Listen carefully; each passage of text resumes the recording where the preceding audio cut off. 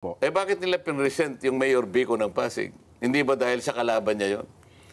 Ano naman nung aming presidente na Senado ngayon, yung Vico Soto? Hindi ba pamangkin niya? Pamangkin, yes po. So, sa House of Representatives, kung titingnan ninyo, ang pinaniwalaan naman nila, ang gustong papaniwalain, ay yung sinasabi naman Nung Bryce ng Hernandez. Bryce Hernandez na pumunta naman sa amin.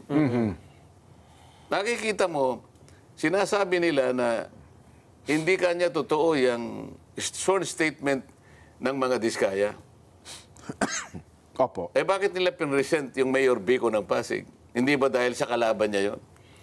Ano naman nung aming presidente na Senado ngayon, yung Vico Soto? Hindi ba pamangkin niya? Pamangkin, yes po. O di may politika dito, hindi ba?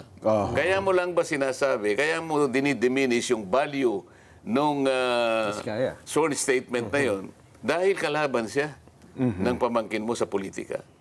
Kung ako siguro, dapat hindi ako magkukomment sa bahagi na yun Opo. Sapagkat kalaban ng aking pamangkin ito, Oho. hindi siguro magre-recuse siguro ako Hindi ikaw ang magbo-volunteer na palagay ko inedit ito. Sa aking palagay, maraming butas ito. Hindi ka dapat magsasabi ng ganon sapagkat magiging bias ka. Dahil kalaban niya ng pamangkin mo.